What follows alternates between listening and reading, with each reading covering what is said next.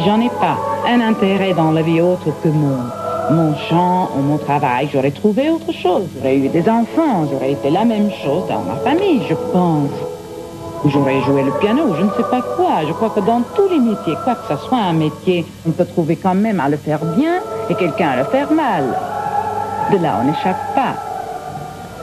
Ce n'est pas un sacrifice, ça, c'est un devoir. C'est dans la solitude aussi que des fois, c'est pénible, souvent, et des fois, on se recharge, on se trouve. Ce n'est pas toujours facile.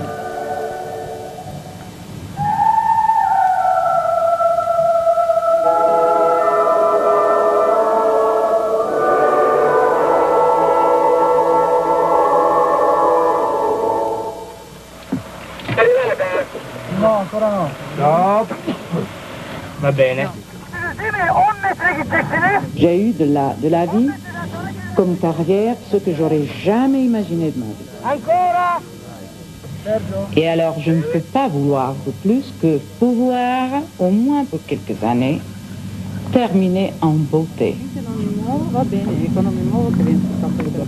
C'est tout ce que je demande.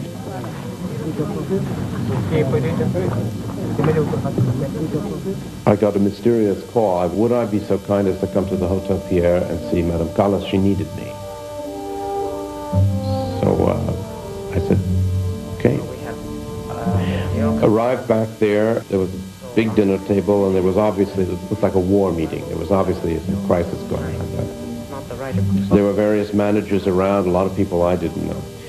This was at the moment that she was making the tour with Di Stefano, what I suppose was to be the last tour. And there had been a crisis that day, that Di Stefano, for some reason or other, had decided he didn't want to continue the tour. And the problem was very simple. What she could not, or felt that she wasn't strong enough to give a recital where she sang constantly without interruption. What they were proposing to me was could we make up a program with an orchestra, and we would alternate overtures, intermezzi, all sorts of other things to give her time in between her arias. Then, quite late, and I think it was already well after 11 o'clock, the telephone rang, and somebody came in, whispered in her ear, and she said, there he is. It was Di Stefano. So off she went into the bedroom, closed the door, and we sat there.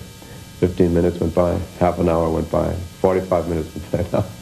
Finally, it was now after midnight, and I said, I have to excuse myself, but I have to go. I have to get up at 6 o'clock in the morning. I have a rehearsal tomorrow morning in Boston. And so off I went to Boston. I did my rehearsal. I went in the afternoon.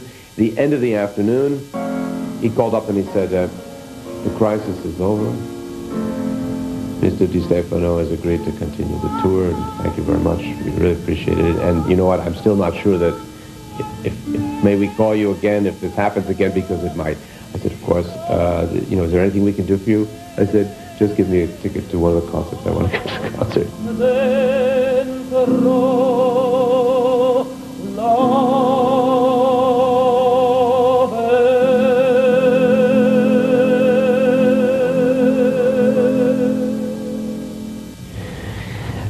And it was a sad experience to hear them both beyond their prime and not what they were.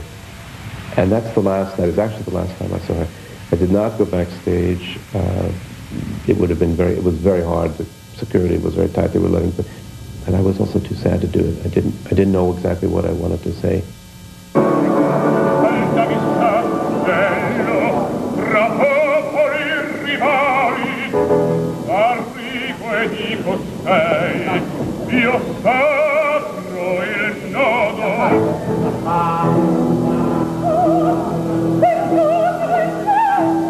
It's the story of a woman, a great opera singer, who was betrayed in her career, first by her stormy temperament, then by the failing of her magnificent voice. I wonder, do you get as much pleasure out of directing as you did out of singing? Yes, there's one sadistic pleasure. I don't have to sing. The other thing is have to worry about there. Now you don't have to take orders from anybody. Well, I never took orders and I never gave orders. That's in my character. I never took orders and I never gave orders. What do you expect to do next? Well, we have to work. Oh, you mean the future? Well, I don't know what I do in the future. No program.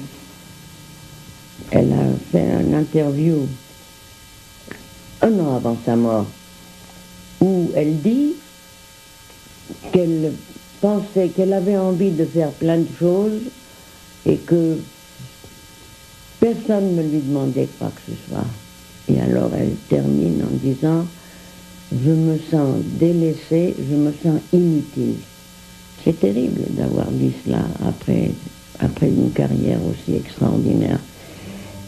Quand elle a fini sa carrière musicale, elle n'avait pas d'autres ressources pour mener cette vie sociale qui, à Paris, est assez dure. Et les Français aussi ne sont pas du tout gentils envers les personnes qui sont tombées. Donc, mamie ne voulait pas, je pense, donner l'impression qu'elle n'était plus rien. Et elle continuait à jouer un rôle qui, si elle avait accepté d'enseigner, lui aurait donné une nouvelle envolée.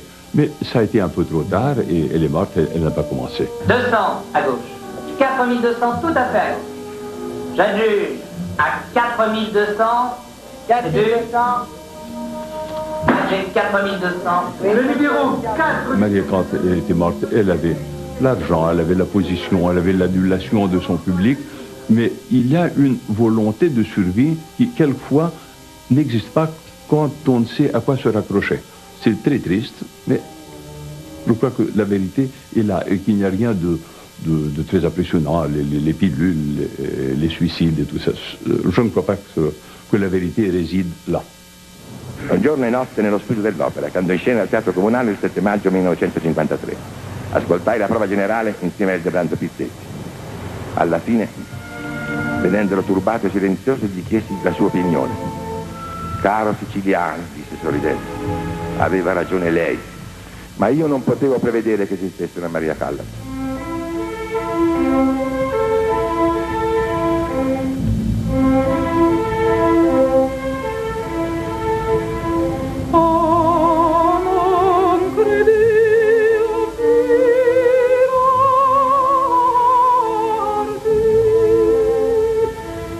Three